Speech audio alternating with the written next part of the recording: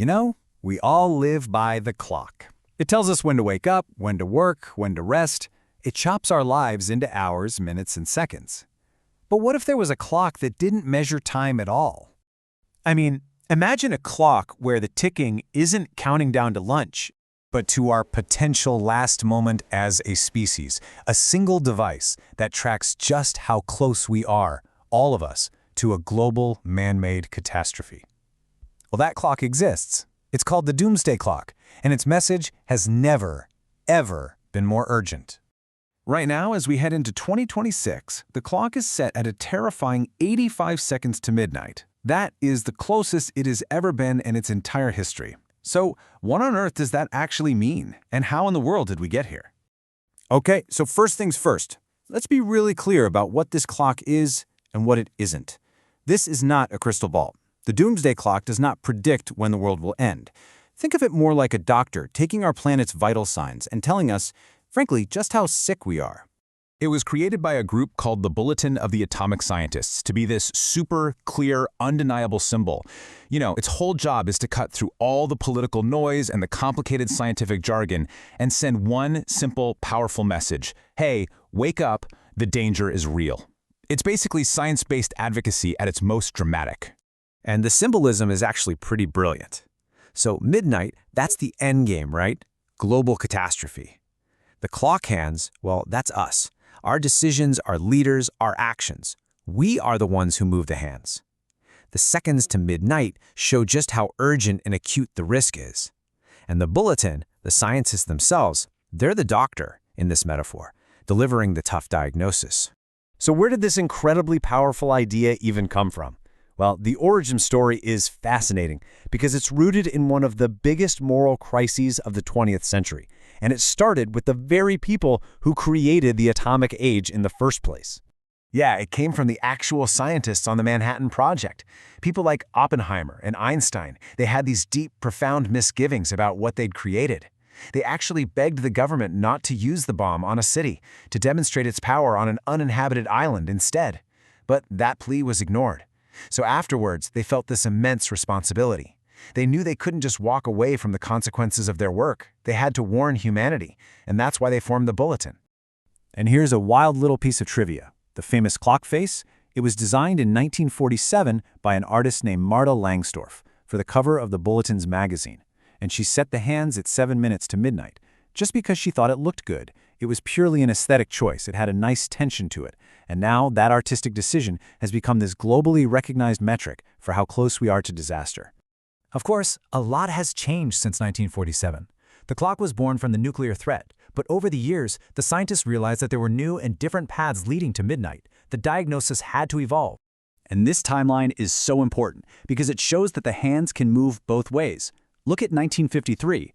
We were at 2 minutes to midnight after the US and the Soviets tested H-bombs. But then, check out 1991. The Cold War ends, and the clock is pushed all the way back to 17 minutes to midnight. That's the safest we've ever been. It proves that human action and diplomacy can make a huge difference. Then, in 2007, climate change was officially added to the list of threats. And, well, you can see the trend since then has been pretty grim, leading us all the way to today's historic low. So, that brings us to the big question, right? Why are we at 85 seconds? Why is the forecast for 2026 so incredibly dire? Well, according to the scientists, it's not just one thing. It's a whole mess of interconnected crises all hitting at once. They've pinpointed 3 main drivers that are pushing us to the edge. First, a scary new era of nuclear instability.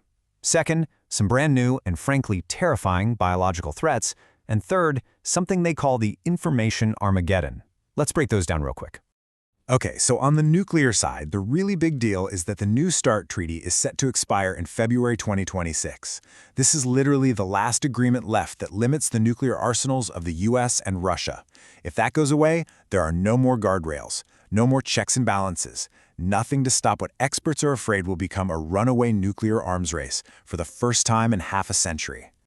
Now this next threat, honestly, it sounds like something from a sci-fi movie. It's called Mirror Life. And it involves creating synthetic organisms where the fundamental building blocks of life are basically a mirror image of everything that currently exists on Earth. This table explains why that's so frightening. See, All life on our planet is built from what you could call left-handed molecules. Our immune systems have spent millennia learning to recognize and fight off things made of those molecules. But mirror life would be made of right-handed molecules. To our bodies, it would be completely invisible. If a mirror image bacteria ever escaped a lab, there would be no natural predators. It could potentially unravel entire ecosystems. It's a classic dilemma. The research could lead to amazing medicines, but it also carries this unbelievable risk. And finally, we have the third driver. And this one might be the scariest because it makes it almost impossible to solve the other two. Information Armageddon is the complete collapse of a shared reality. I mean, think about it. With AI now able to create endless, convincing disinformation, how can we solve huge problems like nuclear arms control or climate change if we can't even agree on basic facts? It completely erodes the public trust we need for governments to work together on, well, anything important.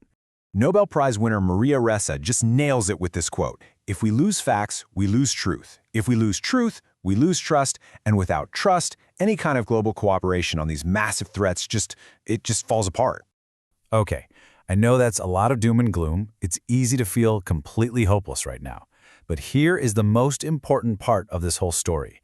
The entire point of the Doomsday Clock isn't to announce our doom. It's a call to action. The diagnosis is absolutely dire, but the scientists also give us a prescription. And this is the key takeaway. It is a warning, not a prophecy. We have pushed those hands away from midnight before, and the Bulletin is firm on this. We can absolutely do it again. Human agency, our choices, got us into this mess. And human agency is the only thing that can get us out. And they lay out a pretty clear 5-step plan. 1. Get back to the table and revive arms control. That means negotiating a new treaty to replace New START like yesterday. 2. Finally ratify the global ban on all nuclear testing. 3. Create international rules for AI so we don't have military robots making life-or-death decisions. 4. Speed up the move away from fossil fuels. And 5. Create tough biosecurity laws to regulate this risky new research, like mirror life, before something terrible happens. So this is where we are, 85 seconds to midnight.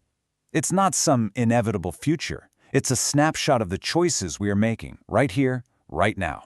It reflects a massive failure of leadership and a world standing on a cliff edge. We know what we have to do. The roadmap is there. We've turned back the hands of the clock before. The only question left is, will we choose to do it again?